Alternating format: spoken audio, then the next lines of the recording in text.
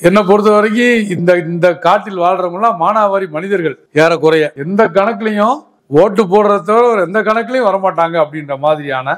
அதுக்குள்ள அப்புறம் பெரிய சாதி இருக்கும், சின்ன சாதி இருக்கும், மீசை வச்ச சாதி இருக்கும், மீசை இல்லாத சாதி இருக்கும், ஆண்ட பரம்பரை இருப்பான், எல்லா பரம்பரையும் கிடப்பாங்க. ஆனா எவனும் அரசாங்கத்தோட கணக்குல இருக்க மாட்டான். இந்த மானாவாரி மனிதர்கள், சாதாரண மனிதர்கள் சாதியை கடப்பதற்கான ஒரு தெம்பை, திராணியை நம்முடைய தமிழ் சமூகம் அவர்களுக்கு வழங்கவில்லை என்பதற்காகத்தான் நாம எல்லோரும் வருத்தப்படுறோமே தவிர அந்த மானாவாரி மனிதர்களை குறித்து பேசுவது நியாயமே கிடையாது. உலகத்துல பிறக்கிற எல்லா மனிதர்களுமே அன்பானவர்களாக, சக மனிதர்கள் மீது நேசம் உள்ளவர்களாக, அப்படிதான் எல்லாருமே உலகத்துல பிறக்கிறாங்க. ஆனா இந்த சுரண்டல் அமைப்பு, முதலாளித்துவ சுரண்டல் உலகம் மனிதர்களுடைய இதயங்களில் இருந்து மனித பண்பை உருவி எடுத்துருது. மனிதன் தான் இழந்த மனித பண்பிற்கு கடவுள் என்று பெயரிட்டு வணங்குகிறான் அப்படிங்கிறார் மார்க்ஸ். எந்த மதவாதியும் இப்படி கற்பனை பண்ணி கூட பார்க்க முடியாது. ஒரு பூசாரி கூட இப்படி சொல்ல முடியாது. அவ்வளவு மேன்மையாக மதத்தை குறித்து மார்க்ஸ் சொல்கிறார். மனிதன் தான் இழந்த மனித பண்புகளுக்கு ஒரு உருவம் கொடுத்து அதுக்கு கடவுள் என்று பெயரிட்டு வணங்குகிறான் அப்படிங்கிறார். இங்க இந்த கதையில பார்த்தா அவ்வளவு நல்ல மனுஷங்க பட்டு பயங்கரமா கொலை செய்யறான். இவ்வளவு நல்ல மனுஷன் ஏன்டா கொலை பண்ணான்னு கேட்டா, அது அந்த நல்ல மனுஷனுடைய இதயத்தில் இது அவனுடைய வாழ்க்கை முறையின் ஒன்றாக சாதி மாற்றம். இதுதான் நமக்கு ரொம்ப அச்சம் தருகிற செய்தியா இருக்கு.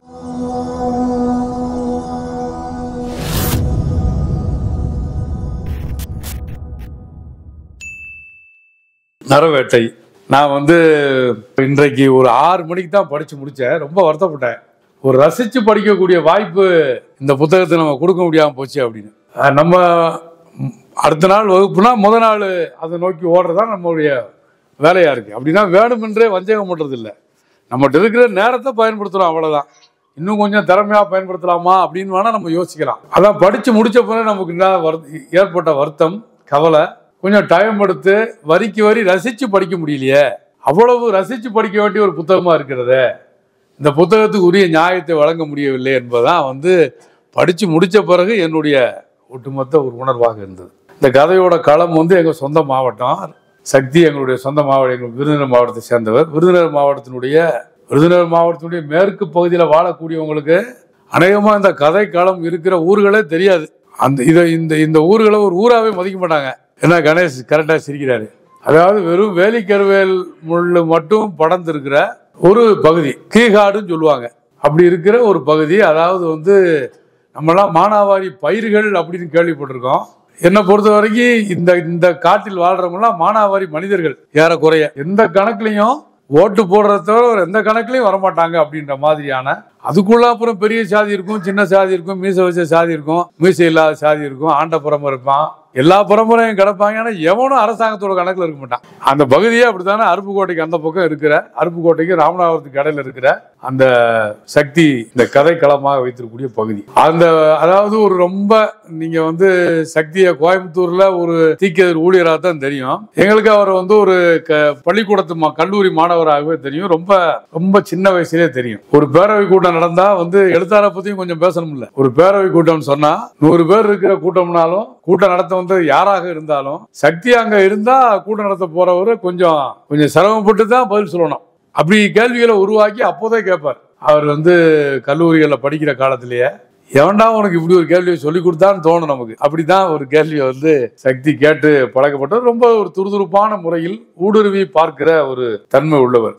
இந்த நரவேட்டை முழுவதும் சக்தியோட மனசுல ஒரு அழுத்தின, ரொம்ப சஞ்சலப்படுத்திய, கடக்கவே முடியாத பல வேதனைகளுடைய தொகுப்பு அப்படின்னு தான் நம்ம இதை பார்க்கணும். ஒரு உண்மையான ஒரு மனுஷன் இந்த சமூகத்தில் நடக்கிற நம்மளால் சரி செய்ய முடியாத அல்லது நம்மளால் ஈடு கொடுக்க முடியாத பல சம்பவங்கள் எவ்வளவு அந்த மனசுக்குள்ள ஊறி கிடந்திருக்கு. அதனாலதான் 15 வருஷம் கழிச்சு அநேகமா இவர் சொல்லிருக்கக்கூடிய இந்த கதை ஒரு 15 ஆண்டுகளுக்கு முன்னால் அவரும் அந்த ஊரை விட்டு அவ்வளவு காலம் ஆச்சு இல்லை. அப்போது நடந்த விஷயங்கள் அதை மனசுக்குள்ளேயே போட்டு கடத்தி அதை அந்த உணர்வும் அந்த கவலையும் தான் இப்படி எழுத வச்சிருக்கு. அங்க அதாவது ரொம்ப நல்ல மனுஷங்க. நீங்க அந்த பொதுவாக தெற்க போறா, நீங்க மேற்க இருக்கவங்க தப்பா நினைக்க வேண்டாம். தமிழ்நாட்டு பழமொழியை நான் சொல்றேன், பழக்கம் அப்படிதான். நீங்க அதுக்காக கோயம்புத்தூர்காரங்களாம் உபசரிப்பு இல்லாதவங்க சொல்ல வரல. நான் இதை பல பகுதிகளுக்கும் போயிட்டு வந்தவன் தான் அப்படி ஒரு வார்த்தையை சொல்லி வச்சிருக்கிறான்.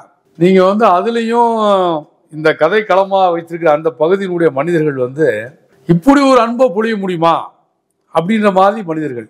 நான் வந்து இந்திய ஜனநாயக வாலிபர் சங்கத்தினுடைய மாவட்ட செயலாளராக பணியாற்றிய போதுதான் இந்த பகுதிகளெல்லாம் போறதுக்கான ஒரு வாய்ப்பு.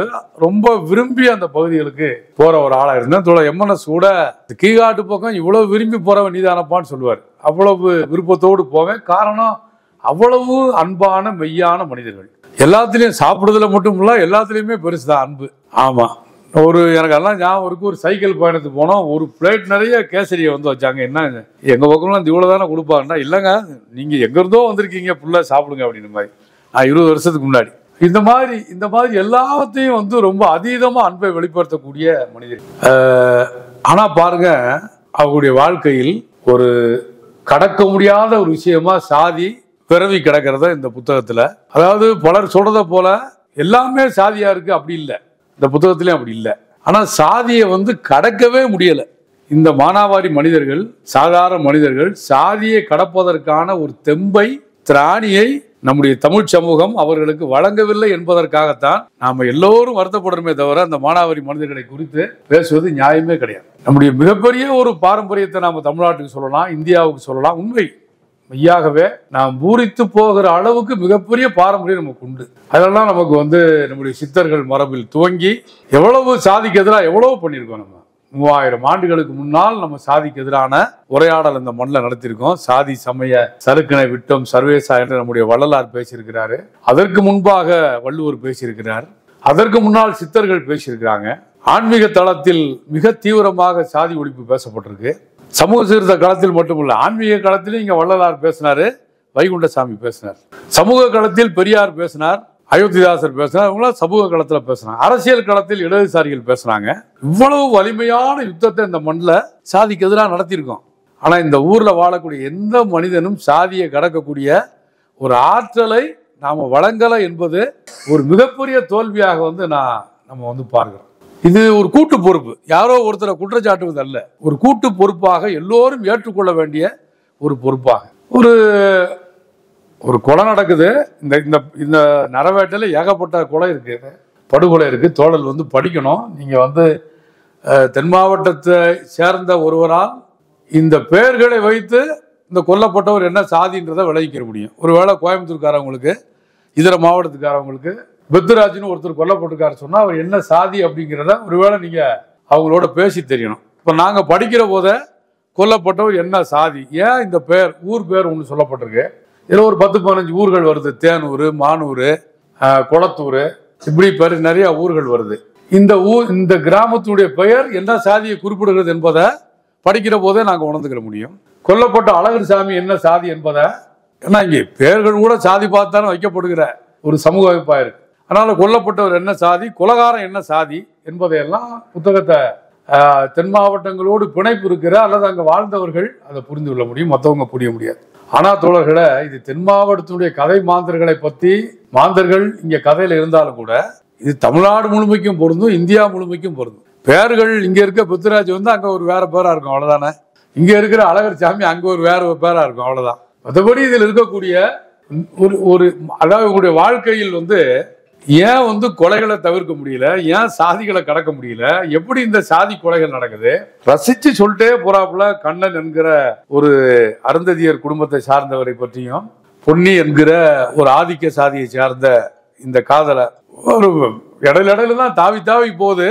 பல கேரக்டர் உள்ள கொண்டு வந்துட்டே இருக்காரு. ஒரு புதுவிதமான பாணியில கதைய முதல் நாவல்னு நம்பவே முடியல, சக்தியோட முதல் நாவல்னு. அப்படி வந்து அவ்வளவு லாபகமா இத்தனை கேரக்டர், ஒருத்தர் 2 பேர் இல்ல, அவ்வளவு கதாபாத்திரங்கள் எல்லாத்தையும் அவ்வளவு லாபகமா வந்து ஒருத்தனுக்கு உயிர் கொடுக்க வேண்டிய நேரத்தில் உயிர் கொடுத்து, சாகடிக்க வேண்டியதை சாகடிச்சு அந்த கேரக்டருக்கு பூரா நியாயம் வழங்கி சக்தி கொண்டு போயிருக்கிறார். கடைசி நம்ம அப்படியே படிச்சுட்டு வர்ற போது கண்ணனையும் காதலி பொன்னியவும் ரொம்ப அவங்களுடைய காதலை வந்து ரொம்ப ஒரு சிலாகித்து சக்தி சொல்ல ஆரம்பிச்ச உடனே ஐயோ கொலை செய்ய போறான்னு நினைச்சா கொண்டே விட்டாங்க. அந்த சொல்ல வர்ற விதம் நம்ம கதையோட ஒன்றும் இல்லை. ஐயோ இவங்களுக்கு எதுவும் நடந்துடக்கூடாதுன்னு நம்ம நினைக்கிறோம். கடைசியில அதுதான் தென் மாவட்டத்துடைய, தமிழ்நாட்டுடைய சூழலை தான் ஏன் தென் மாவட்டம் நம்ம சொல்லணும். ஏன் கொலை செய்து ஆக வேண்டும் என்கிற ஒரு கட்டாயம் நம்ம சமூகத்தில் இருக்கு.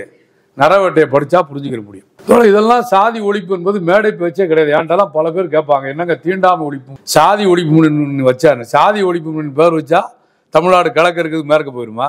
நீங்க வந்து சாதி ஒழிப்பு என்றால் என்ன, தீண்டாமல் எதையுமே வந்து பேர்ல வச்சு என்கிட்ட நிறைய பேர் பேசுவாங்க. மேடையில் அறிவிக்கிற போதே பல பேர் நக்கலா அறிவிப்பாங்க. அடுத்து வந்து சாதியை வைத்து விட்டு வாழ வைத்து விட்டு தீண்டாமையை ஒழிக்க வந்திருக்கிற முன்னணியினுடைய செயலாளர் பேசுவார். இப்படிலாம் நம்மளை அறிமுகப்படுத்திருக்காங்க. தொடரில் கொஞ்சம் கூட நம்ம பின்வாங்க வேண்டிய அவசியமே கிடையாது. சாதி ஒழிப்பை பத்தி நாள் கணக்கா மணிக்கணக்கா 100 மணி நேரம் பேசலாம், 300 மணி நேரம் பேசலாம், எந்த தடையும் கிடையாது. என்ன ரவிக்குமார், அது பிரச்சனையே கிடையாது. தீண்டாமை நிலவுகிற ஒரு கிராமத்துல போய் நின்று பாரு, உன் சாதி ஒழிப்புடைய லட்சணம் உனக்கு புரியும். அதானே, நீ கருத்தரங்கத்தில் பேசலாம், கூட்டத்தில் பேசலாம், எங்கனாலும் பேசலாம் சாதி ஒழிப்பை பற்றி. சாதி ஒழிப்பு முன்னணி என்று பேர் வைத்துக் கொண்டு பிரம்மாண்டமான மாநாடு போட்டு பேசலாம், கருத்தரங்கம் போட்டு பேசலாம். செருப்பணிய முடியாத ஒரு கிராமத்தில் ஒரு தலித்துக்கு காலில் செருப்பை மாட்டி நெஞ்சுரத்தோட அவன் கையை பிடிச்சிட்டு போறோமே, அதுதான் மெய்யான சாதி ஒழிப்பு பணி.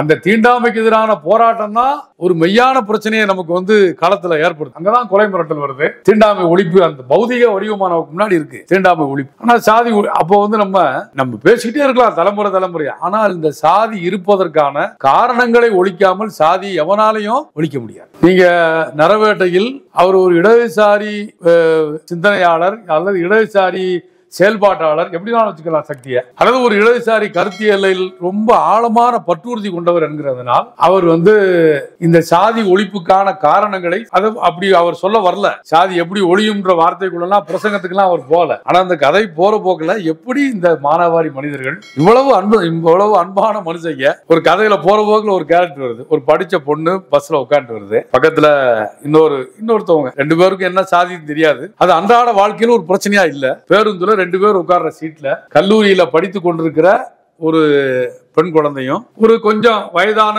ஒரு நடுத்தர வயதை சேர்ந்த ஒரு அம்மாவும் பஸ்ல ஒரு செகண்ட்ல கடந்தது கதையில். அவ்வளவுதான், அமர்ந்து போறாங்க. ஏதோ நினைப்புல அந்த கல்லூரியில படிக்கிற அந்த பொண்ணு வந்து அப்படி நிமிர்ந்து உட்காருது. கொஞ்சம் ஒரு மாதிரி அசௌரியமா இருந்த மாதிரியான ஒரு நினைப்புல ஏதோ ஒரு நினைச்சுக்கிட்டே வர்றாங்க. திடீர்னு பஸ்ல அப்படி நிமிர்ந்து உட்காடுறாங்க. இந்த பக்கத்துல உட்காந்துருக்க அந்த அம்மா கேக்குறாங்க, என்னதாயி சௌரியமா இல்லையான்னு கேக்குறாங்க, என்னதாயி வசதியா இல்லையான்னு கேக்குறாங்க. இது வந்து ஏன் அப்படி கேட்கணும் தோழ, இது வந்து ஒரு மக்களுடைய இயல்பா இருக்கு. சாதாரண மக்கள் எப்போதும் இப்படி அன்பானவர்களாக சக மனிதன் மீது அன்பு செலுத்துகிற மனிதராகத்தான் மக்கள் வாழ வேண்டும் என்று பெருவாரியான மனிதர்கள் விரும்புறாங்க. மதத்தை பத்தி சொல்ற போது மார்க்ஸ் சொல்வார், மார்க்ஸ் சொல்லுகிற போது மதத்தை பற்றி உலகத்துல பிறக்கிற எல்லா மனிதர்களுமே அன்பானவர்களாக சக மனிதர்கள் மீது நேசம் உள்ளவர்களாக அப்படிதான் எல்லாருமே உலகத்துல பிறக்கிறாங்க. ஆனா இந்த சுரண்டல் அமைப்பு, முதலாளித்துவ சுரண்டல் உலகம் மனிதர்களுடைய இதயங்களில் இருந்து மனித பண்பை உருவி எடுத்துருது. மனிதன் தான் இழந்த மனித பண்பிற்கு கடவுள் என்று பெயரிட்டு வணங்குகிறான் அப்படிங்கிறார் மார்க்ஸ். எந்த மதவாதியும் இப்படி கற்பனை பண்ணி கூட பார்க்க முடியாது. ஒரு பூசாரி கூட இப்படி சொல்ல முடியாது. அவ்வளவு மேன்மையாக மதத்தை குறித்து மார்க்ஸ் சொல்கிறார். மனிதன் தான் இழந்த மனித பண்புகளுக்கு ஒரு உருவம் கொடுத்து அதுக்கு கடவுள் என்று பெயரிட்டு வணங்குகிறான் அப்படிங்கிறார். இங்க வந்து இந்த கதையில பார்த்தா அவ்வளவு நல்ல மனுஷங்க பட்டு பயங்கரமா கொலை செய்யறான். இவ்வளவு நல்ல மனுஷன் ஏன்டா கொலை பண்ணான்னு கேட்டா, அது அந்த நல்ல மனுஷனுடைய இதயத்தில் இது அவனுடைய வாழ்க்கை முறையின் ஒன்றாக சாதி மாற்றம். இதுதான் நமக்கு ரொம்ப அச்சம் தருகிற செய்தியா இருக்கு. இதை நம்ம உணர்ந்தே தான் இருக்கிறோம்.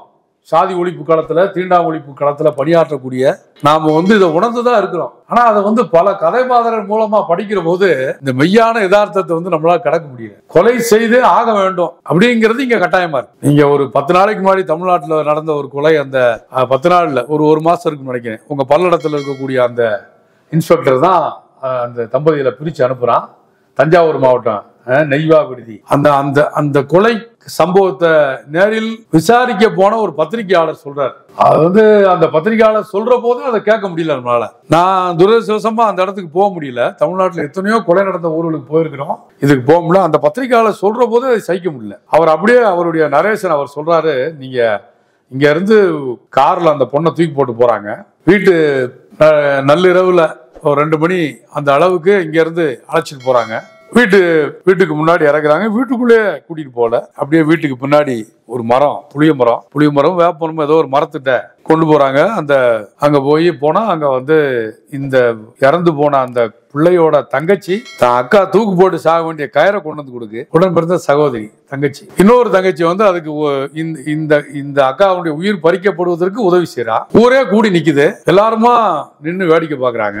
அந்த வீட்டை சேர்ந்த சித்தி போன்ற உறவுல இருக்கக்கூடிய சிலவங்க மட்டும் கொட்றாதடா என்று மட்டும் பேசுறாங்க. ஆனா யாராலையும் தடுக்க முடியல. ஆண்கள் எல்லாருமே அந்த கொலை செய்வதில் அவ்வளவு உறுதியா இருக்காங்க. ஒரு சேரை போட்டு மேல கயிறை மாட்டி வச்சிருக்காங்க. அப்பாவுக்கு வேற வழி இல்லமா, நீ சாகுறது வேற வழி இல்ல, நீயா மேல ஏறி தூக்க மாட்டிக்கோ. ஏதோ போன நூற்றாண்டுல இல்ல, ஒரு மாசத்துக்கு முன்னாடி அந்த குழந்தை ஏறி தானா கழுத்துல தூக்க மாட்டேங்கிறது. அடுத்த நிமிஷம் அவங்க அப்பா கயிறை எடுத்து மரத்துல கட்டிடுறான். பொண்ணு மேல தொங்கிட்டு இருக்கு. அவங்க பெரியம்மா ஓடி வந்து ஒரு அருவாளை வச்சு அந்த கயிறை வெட்டி விடுறாங்க. பொண்ணு கீழே விழுகுது. உயிர் இருக்குது. ஏன்னா உடனே கயிறை வெட்டிடுறாங்க. உயிர் இருக்குதான் தொட்டு பார்த்த அப்பா அப்படியே கழுத்தை நெரிச்சு எல்லாருக்கும் முன்னாடி கூட்டமா தான் எல்லாருக்கும். இப்படி ஒரு காட்டுமிராண்டி சமூக அமைப்பு தான் நம்ம வாழ்றோம். தோழர்களை, நீங்க வந்து இந்த உணர்வை புரிந்து கொள்ளாமல் நீங்க சாதியை ஒழிக்க முடியாது.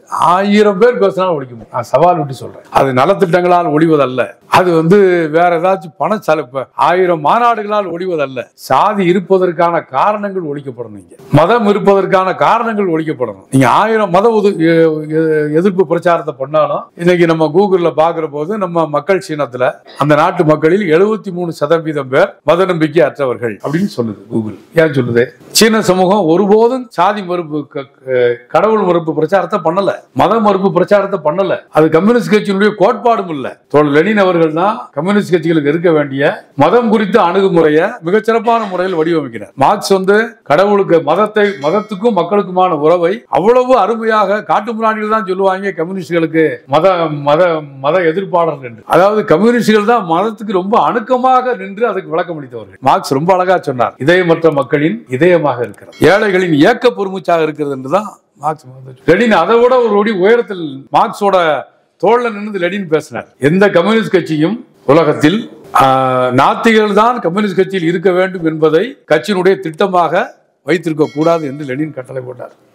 லெனினுடைய உத்தரவை உலகம் முழுவதும் இருக்கக்கூடிய கம்யூனிஸ்ட் கட்சிகள் ஏற்றுக்கொண்டிருக்கின்றன. எந்த கம்யூனிஸ்ட் கட்சி திட்டத்திலும், இந்தியாவில் மட்டுமல்ல உலகத்தில் இருக்கிற எந்த கம்யூனிஸ்ட் கட்சி திட்டத்திலும் கம்யூனிஸ்ட் கட்சியில் சேர்வதற்கு அவன் நாத்திகனாக இருக்க வேண்டும் என்பது உலகத்தில் எந்த கட்சி திட்டத்திலும் எந்த கட்சியினுடைய அமைப்பு இதிலையும் கிடையாது. ஒரு கம்யூனிஸ்ட் கட்சி நாத்திக பிரச்சாரம் செய்ய வேண்டும் என்பதும் கம்யூனிஸ்ட் கட்சியினுடைய அமைப்பு இதில் இல்லை. அப்படி செய்ய வேண்டும் என்கிற அவசியமே இல்லை. பிரச்சனைகளை அறிவியல் பூர்வமாக விளக்க வேண்டும், அவ்வளவுதான்.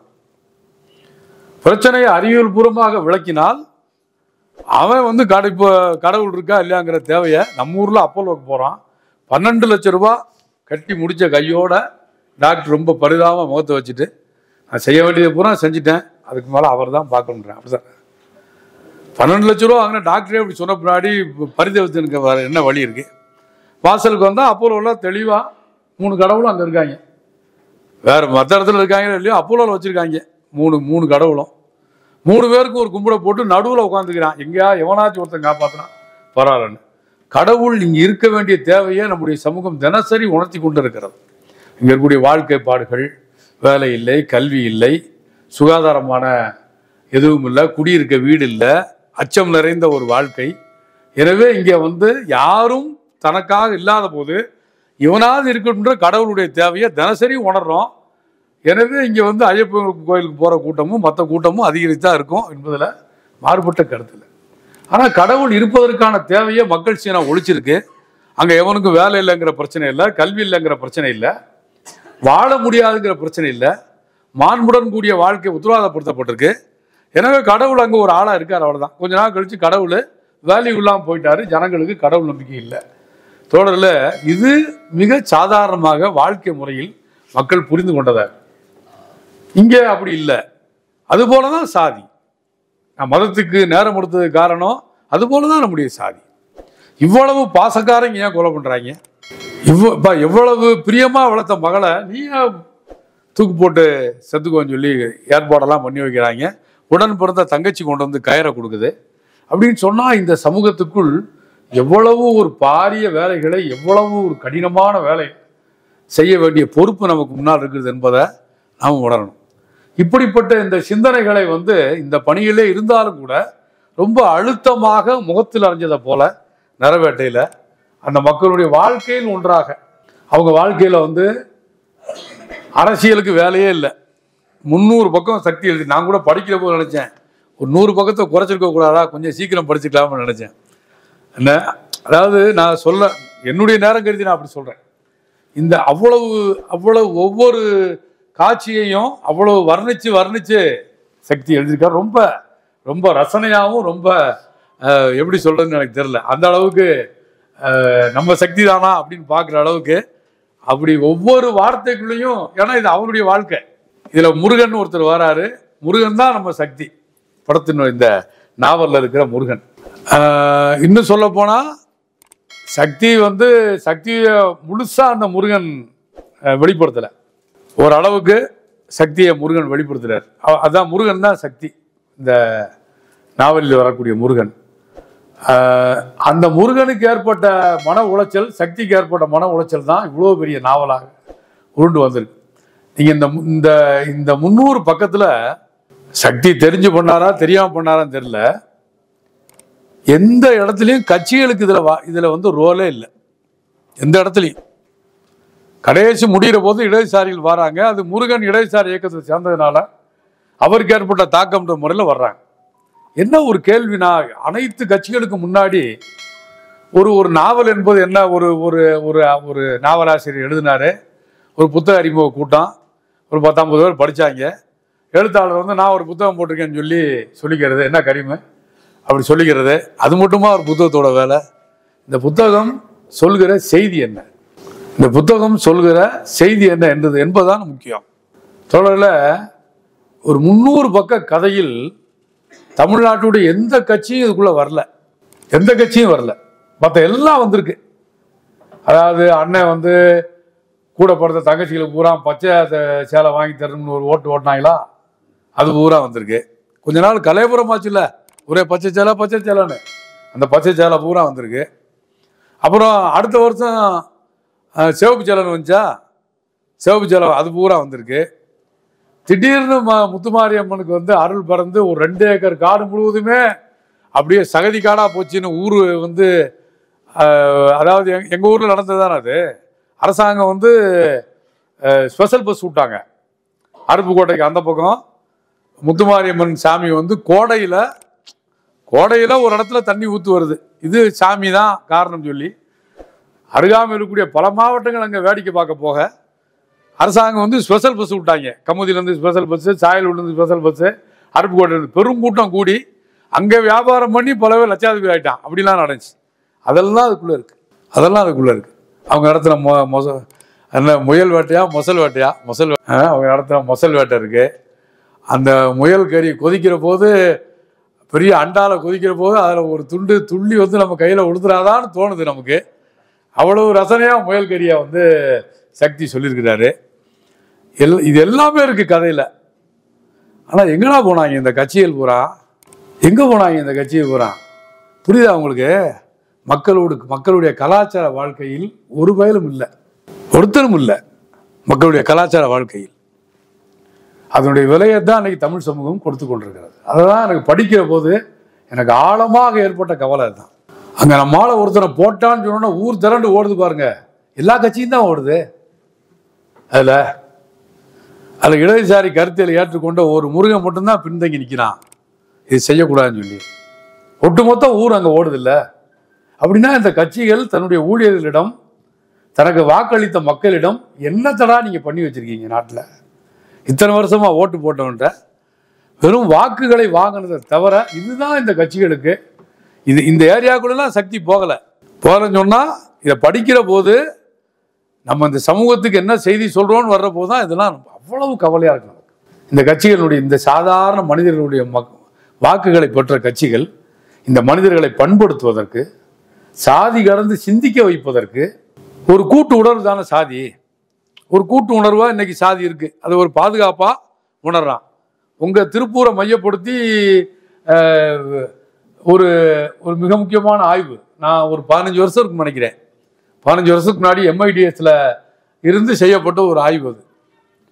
அதாவது வந்து சாதி என்கிற சமூக மூலதனம் என்கிற பேர்ல இந்த ஆய்வு எதை சொல்லுதுன்னா, இந்த சாதிகள் தமிழ்நாட்டில், இந்தியாவில் சாதிகள் இருப்பது பொருளாதார வளர்ச்சிக்கு பயன்படுகிறது தான் இந்த ஆய்வினுடைய முடிவுரை சொல்லுது.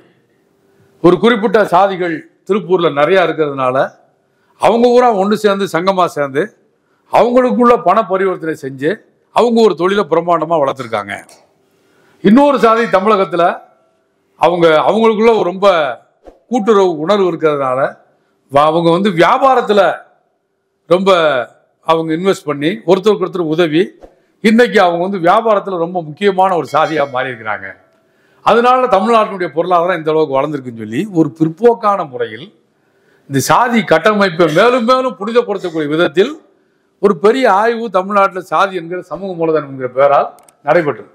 தோழர்களே, இந்த நீங்கள் வந்து இவ்வளோ பெரிய வணிகத்தில் வர்த்தகத்தில் இருக்கவனுக்கு சொந்த சாதிக்காரன் பூரா சேர்ந்தா வர்த்தகத்தில் ஜெயிச்சிடலாம், வியாபாரத்தில் முன்னேறலான்ற ஒரு கூட்டு உணர்வு நகரங்களில் இருக்குன்னு சொன்னால் அரசாங்கத்தினுடைய எந்த கருணையும் கிடைக்காத சபிக்கப்பட்ட மனிதர்களுக்கு, பாம்புகளுக்கும் பள்ளிகளுக்கும் நடுவில் இந்த படத்தில் கருணாகம் வருது, பூரா வருது, பள்ளி வருது, காத்து கருப்பு வருது. அடே அப்பா, கடவுள் பக்தியே இல்லாத சக்தி வந்து கடவுளை இவ்வளவு மார்க்ஸ் போல தான் கடவுளை வந்து இப்படி கொண்டாடி இருக்கிற ஒரு புத்தகத்தை எப்படி தான் அந்த கருப்பன் வாரான் அப்படிங்கிறதெல்லாம் அடே அப்பா பயங்கரமாக இருக்குது.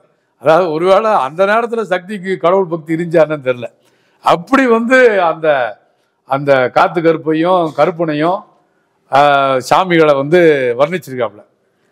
நீங்கள் வந்து இப்படி இந்த சாமியே தஞ்சம்னு கிடக்கக்கூடிய சாதாரண மக்கள்கிட்ட ஒரு ஒரு கூட்டு வாழ்க்கைக்கான தேவை அவங்களுடைய சமூக வாழ்க்கையில் ஒன்றாக விரவி கிடக்கிறது. உனக்கு அது இல்லை. தொடர்ல நம்ம கம்யூனிஸ்டில் வாழக்கூடிய வாழ்க்கை முறை என்பது வேற, சாதாரண மக்கள் வாழக்கூடிய வாழ்க்கை முறை என்பது வேற. அந்த அருந்ததியர் மக்களுடைய வாழ்வுரிமைக்கான ஒரு மாநாட்டை தோழர் ரவிக்குமாருக்கு தெரியும், விருதுநகர் மாவட்டத்தில் முதல்ல சிபிஎம் நடச்சு. அதுக்கு முன்னாடி பேரவை நடத்திருக்கலாம், வேறு பல அமைப்புகள் நடத்திருக்கலாம். நான் ஒரு அரசியல் கட்சியாக மார்க்சிஸ்ட் கம்யூனிஸ்ட் கட்சி 97 தந்தை பெரியாருடைய பிறந்த செப்டம்பர் 17 நம்ம வந்து விருதுநகரில் அருந்ததியர் வாழ்வுரிமை மாநாடு என்கிற பேரில் மார்க்சிஸ்ட் கம்யூனிஸ்ட் கட்சியினுடைய பேரில் அபிஷியலாக நடத்தின முதல் மாநாடு தான். தொடர்ந்து அந்த மாநாட்டுக்கு முன்பாக இதுக்கான ஒரு தயாரிப்பு பணி, அப்போ வந்து ஊர்களில் இருக்கக்கூடிய தோழர்களை, அருந்ததியர் சமூகத்தில் இருக்கக்கூடிய தோழர்களை பூரா வச்சு ஒரு கூட்டத்தை நானும் தோழர் எம்என்எஸ் வெங்கட்ராமனும் நடத்தினோம். ஒரு நம்ம சமூகத்தினுடைய ஒரு கண்ணாடி தான் அது. என்ன மாதிரியெல்லாம் தீண்டாமை பிரச்சனைன்னு கேட்டா நம்முடைய தோழர்கள் அப்படிலாம் ஒன்றும் இல்லை தோழர்ன்ட்டாங்க. அதிர்ச்சி ஆகிப்போச்சு, என்னடா சொல்றீங்க அப்படின்னு கேட்டா, ஏன்னா இவர் ஊருக்குள்ள தலைவர், இவர் போனால் டீ கடையில் இவருக்கு யாரும் ரெட்டை கிளாஸ் கொடுக்குற தைரியம் இவருக்கும் வராது. ஏன்னா ஊருக்குள்ளே ஒரு தோழரை அறியப்படுறாரு, தலைவர் அறியப்படுறாரு. ஆகவே இவர் என்ன நினைக்கிறாரு, நம்மள மாதிரி தான் எல்லாத்தையும் மதிக்கிறாங்கன்னு நினைக்கிறார். ஆனால் இவருடைய தம்பிக்கு வேற மாதிரி வாழ்க்கை இருக்கு, அவருடைய வீட்டுக்கார அம்மாவுக்கு வேற மாதிரி வாழ்க்கை இருக்கு. இதெல்லாம் நம்ம பார்க்கணும். இது மாதிரியான அதனால தான் சொல்றேன், இந்த கிராமங்களில் ரொம்ப தள்ளி சபிக்கப்பட்ட மனிதர்களாக வாழக்கூடிய இந்த மனிதர்களுக்கு அந்த சாதி மட்டும்தான் தன்னுடைய பாதுகாப்பாக உணரக்கூடிய ஒரு களச்சூழல் இங்கே இருக்கு. உன் சாதியை விட இந்த சர்க்கார் பாதுகாப்பு, உன் சாதியை விட இந்த காவல்துறை பாதுகாப்பு, உன் சாதியை விட இந்த அரசியல் கட்சி பாதுகாப்பு என்று சொல்லக்கூடிய சூழல் வருகிற வரைக்கும் யாராலையும் சாதி ஒழிக்க முடியாது. ஏன்னா அது அன்றாட அவனுடைய வாழ்வில் கஷ்ட நஷ்டங்கள்ல இருக்கிற ஒன்றாக தோழரை உடைக்க வேண்டிய, இயங்க வேண்டிய இடமாக அந்த இடம்தான் இருக்கு என்பதை நாம் வந்து புரிந்து கொள்ளணும். ஆகவே தான் அம்பேத்கர் கடுங்கோபத்தோட சொன்னாரு, எல்லாம் கிராமத்தை விட்டு வெளியேறுங்கடா. காந்திக்கும் அம்பேத்கருக்குமான நேர் எதிரான முரண்பாடு அதுதான். பல இடங்களில் ரெண்டு பேரும் ரொம்ப நெருங்கி வராங்க. பத்திரிகையில் சொல்ற மாதிரி அல்லது நாம் புரிதல் இருக்கிறது போல ரெண்டு பேரும் வில்லைங்களாலாம் இல்லை, ரெண்டு பேர்லாம் பேச முடியாத அளவுக்குலாம் இல்லை, ரொம்ப நெருக்கமாக இருந்திருக்காங்க, ரொம்ப நெருக்கமாக வாதிச்சிருக்காங்க. ரெண்டு பேருக்கு இடையில கடித போக்குவரத்து இருக்கு, ஆழமான விவாதங்கள் நடந்திருக்கு. காந்தியிடமிருந்து அம்பேத்கர் எப்போதுமே தூரமாக இருந்ததில்லை, நெருக்கமாக இருந்திருக்காங்க. ஆனால் ஒரு மையமான முரண்பாடு ரெண்டு பேருக்கு இடையில என்ன வருது, காந்தி சொல்கிற கிராம ராஜ்யம், அதான் ராமராஜ்யம் சொல்கிற கிராம ராஜ்யம். இந்த கிராமத்தை மிகவும் குளோரிஃபை பண்ற, பூஜிக்கிற ஒரு மனிதராக காந்தி இருக்கிறார். கிராம பொருளாதாரம், கிராம வளர்ச்சி என்று பேசுகிறார். அம்பேத்கர் மறுமுறையில் அந்த கிராமத்தை பூரா அழிக்கணும்னு பேசுறார். கிராமமே இருக்கக்கூடாது. ஏன் கிராமம் இருக்கக்கூடாதுன்றாரு, இந்த கிராமத்தில் தான் சாதி ஆதிக்கம் ஆண்ட இருக்கான், அங்கே தான் நிலம் இருக்கு, அந்த நில உடைமையாளன் தான் அங்கே வந்து சாதி கட்டுமானத்தை வளர்க்குறான். ஆகவே எல்லா கிராமத்தை விட்டு வெளியேறி எல்லாம் நகர்மயமாகணும், சாதியை ஒழிக்க முடியும் என்று அம்பேத்கர் பேசுகிறார். ஆனால் இந்த இடத்துல காந்தி சாதிக்கு ஆதரவானவர்கள் இல்லை. ஆனால் இந்த சாதி இருத்தலுக்கான காரணம் தான் என்பதை காந்தியால் உணர முடியல. எனவே அவர் கிராம பொருளாதாரம், கிராம ராஜ்யம், ராமராஜ்யம் என்று பேசுகிறார். நம்ம வந்து பார்க்குறோம். ஆகவே தோழர்களே, இந்த நாவலுக்குள்ள ஒரு முக்கியமான ஒரு செய்தியை இதை வாசிக்கிறவங்களுக்கு நான் நிச்சயமாக ஒரு 20 ஆண்டு காலம் இந்த பணியில் இருந்தாலும் கூட என்னுடைய சிந்தனையில் கூட இந்த சாதி என்பது எப்படி ஒரு வாழ்க்கை முறையோடு ரசம் வச்சு சாப்பிட்றது போல அவங்க வாழ்க்கையில் அவ்வளவு இயல்பாக கலந்து கிடக்கு இந்த சாதி. அப்போ இதை யாரை குற்றப்படுத்துவது? இவ்வளவு இயல்பாக இருக்கக்கூடிய சாதியை அங்கிருந்து எடுப்பதற்கு நாம் வந்து எப்படிப்பட்ட ஒரு வழிமுறையை, ஒரு அரசியல் ரீதியான செயல்பாட்டை இங்கே முன்வைக்க வேண்டும் என்கிற ஒரு கனமான செய்திகளோடு நரவேட்டை பேசுகிறது. அது அவருக்கே உரிய பாணியில் ரொம்ப இலகு பேச்சு, தமிழில் சக்தியோட பேசுனவங்களுக்கு தெரியும். அது என்னதோட பெருசு, அப்படியே வாங்க அப்படியே போயிட்டு போயிடலாம் அப்படின்னு அப்படி தான். அந்த மாதிரியான ஒரு பாணியில் தான் கதையில் வந்து அவர் இந்த கதை மாதிரிகள், அவங்களுக்கு இருக்கக்கூடிய காதலை, அவங்களுடைய வாழ்க்கை பாடுகளை, பிரச்சனைகளை, சாப்பாட்டு மருத்துவத்தை எல்லாத்தையும் ரொம்ப இயல்பாக சொல்லுவார். ரொம்ப சுகமான ஒரு அனுபவமாக தொடர்கிறது. கவலையான ஒரு கனமான செய்தியாக இருந்தாலும் கூட சக்தியினுடைய அந்த எழுத்தில் படிக்கிற போது ரொம்ப ஒரு வேறுபட்ட ஒரு மாறுபட்ட அனுபவத்தை நரவேட்டை உங்களுக்கு கொடுக்கும். இது உண்மையிலே வந்து இது போன்ற நான் இந்த தமிழ்நாட்டில் இந்த ஆணவ படுகொலைகள் நடக்கிற போது, சாதி கொலைகள் நடக்கிற போது ரொம்ப கோபமாக வரும். நம்ம இன்னும் சொல்ல போனால் நம்ம தோழர்கள் மீது பல பேரை கூட சொல்லலாம். எனக்கு கலப்பிரனர் நினச்சா அல்லது வேறு பல தோழர் நினச்சா அவ்வளோ கோபம் வரும் நமக்கு. இது வந்து இவ்வளவு கொடுமையாக இந்த சமூகத்தில் இவ்வளவு கேவலமாக இந்த சாதிய பிரச்சனை நடந்துகிட்டு இருக்கு. ஆயிரக்கணக்கான கவிதைகள் வர வேண்டாமா? ஆயிரக்கணக்கான கதைகள் வர வேண்டாமா? இதை நம்ம வந்து கேள்வி கேட்க வேண்டாமா? இதை அப்புறம் எப்படி கடக்க முடியும்? எப்படி இவங்கெல்லாம் மௌனமாக இருக்கிறாங்க? அப்படின்ற மாதிரி அவ்வளவு கோபமும் ஆத்திரம் வரும். பல நாள் தூங்கவே முடியாது. பல கொலைகளை பார்க்குற போது ஏன்னா அவ்வளவு கொலை நடந்த இடங்களை பார்த்துருக்குறோம், அவ்வளவு கண்ணீரை பார்த்துருக்குறோம், அவ்வளவு ரத்தத்தை பார்த்துருக்குறோம், அவ்வளவு பிணவரைக்கு முன்னாடி உட்கார்ந்து நடந்திருக்கிறோம். அப்பெல்லாம் தோணும், ஏன் இதுக்கு வந்து தமிழ் சமூகத்தினுடைய ஒரு பகுதியினர் இதுக்கெல்லாம் மௌனம் காக்குறாங்க? அல்லது ஏன் வந்து வருத்தப்படுறாங்களே ஒழிய ஏன் அதிகமான படைப்புகள் இதுக்கு எதிராக வரல? புற்றீசல் போல வர வேண்டாமா? இந்த சாதி கொடுமைக்கு எதிராக, இந்த மூடத்தனங்களுக்கு எதிராக, இந்த பிற்போக்கு சிந்தனைக்கு எதிராக சொல்லி வரும். அது சிலது வந்திருக்கு. அதில் ரொம்ப முக்கியமானதாக நான் வந்து நரவேட்டையை பார்க்குறேன். ரொம்ப கீழ்த்தளத்தில் இறங்கி நின்று சாதி பிரச்சனையை கிராமத்தில் தான் அது கொடூரமாக இருக்குது. அந்த கிராம சமூகத்தில் இறங்கி நின்று நரவேட்டையை வந்து சாதி பிரச்சனையை பேசியிருக்கு என்பதை இந்த நேரத்தில் நான் தெரிவித்துக் கொள்கிறேன். நீங்கள் தோழர்கள் படிக்கணும். நான் சொன்ன இந்த கேள்விகளை எவ்வாறு இந்த சமூகத்தினுடைய பேசுபொருளாக மாற்றுவது, எல்லாரும் பங்களிப்பு செய்ய முடியும். இதுக்குன்னு ஒரு தலைவர் வேணும், இதுக்குன்னு ஒரு இயக்கம் வேணும் என்பதெல்லாம் கிடையாது. எங்கேயாவது ஒரு மாடல் உருவாகணும், அப்படிதானே? எங்கேயாவது ஒரு மாடல் உருவாகணும், எங்கேயாவது சாதி ஒழிப்புக்கான ஒரு, அதாவது எல்லாருமே கோட்பாடு ரீதியாக வச்சிருக்கோம், அதில் பிரச்சனை இல்லை. ஆனால் சாதியை கடந்த ஒரு கிராமம், இப்போ திருவிளையாட்டம் சொல்லி ஒரு கிராமம் இப்போ இருக்கக்கூடிய மயிலாடுதுறை மாவட்டத்தில் 62 சாதி மறுப்பு திருமணம் அந்த கிராமத்தில் நடந்திருக்கு. 62 திருமணம். தமிழ்நாட்டில் நேராக வெட்டி குத்தி சாகிற, தென் மாவட்டத்தில் சண்டை போடுகிற 2 சாதிகளுக்குள்ள பெரும்பகுதி அதுதான். அந்த கிராமத்தில் 62 திருமணம். நீண்ட காலமாக அந்த கிராமத்தில் ஒரு ஆதிக்கம் செலுத்துகிற, ஆதிக்கம்ன்ற வார்த்தை சரியா இருக்காது, ஒரு தீர்மானிக்கிற சக்தியாக அந்த கிராமத்துக்குள் சிபிஎம் இருக்கு. இந்த மாதிரி ஒரு திருமணம் வந்தால் நேராக சிபிஎம் செயலாளர் வீட்டுக்கு 2 பேரும் வருவாங்க. நாங்கள் லவ் பண்ணுறோம் தோழர் இப்படி. உடனே இவங்க அவங்களுடைய சாத்தியப்பாடுகளை பார்க்குறது, வீட்டில் போய் இவங்க போய் பேசுவாங்க. நீங்கள் சம்மதிச்சா நீங்கள் பெற்றோராக இருந்து கல்யாணம் பண்ணி வைக்கலாம், அல்லது நாங்கள் எங்கள் அலுவலகத்தில் பண்ணி வைப்போம் அப்படின்னு தோழர். இவ்வாறு 62 திருமணங்களை ஒரு சின்ன கிராமம் திருவிளையாட்டம் சந்திச்சிருக்கு. திருவண்ணாமலை கூட அவரை நம்ம இப்போ மயிலாடுதுறை மாவட்ட செயலாளர் தோழர் சீனிவாசன், அவர் தான் அந்த கிராமத்தில் நீண்ட காலம் மாவட்ட செயலாளர், அந்த கிராமத்துடைய ஊராட்சி மன்ற தலைவர். ஆள் பார்த்தா உங்கள் டைப் செட்டு அப்படி தானே? சிவஞான தோழர், நீங்களும் அப்படி தான் இருக்கீங்க தோழர். அது மாதிரி வந்து ஒரு நான் இதை சொல்ல வர்றது காரணம் தோழர், நம்ம இப்படிப்பட்ட மாடலை உருவாக்குறதுக்கு நாம் முயற்சி எடுக்கணும். அது வந்து ரொம்ப ஒரு சாதாரணமான ஒரு பணி அல்ல. சாதி ஒழிப்பு என்பது அரசியல் கட்சிகளுக்கு கடமை இருக்குன்னு சொன்னால் எல்லாரையும் இதை நோக்கி பேச வைக்கணும், எல்லாரையும் இதை நோக்கி சிந்திக்க வைக்கணும், எல்லா இடங்களையும் இது குறித்த விவாதங்கள் நடக்கணும் என்பதெல்லாம் ரொம்ப மிக முக்கியமான ஒன்றாக நான் அந்த நேரத்தில் தெரிவித்து கொண்டு, நரவேட்டை வந்து அனைத்து தோழர்களும் கட்டாயம் வாசித்து இந்த அனுபவத்தை பெற வேண்டும் என்பதை கேட்டுக்கொண்டு தோழர் சக்தி அவர்களை வாழ்த்தி விடைபெறுகிறேன். தோழர்களே, நன்றி, வணக்கம்.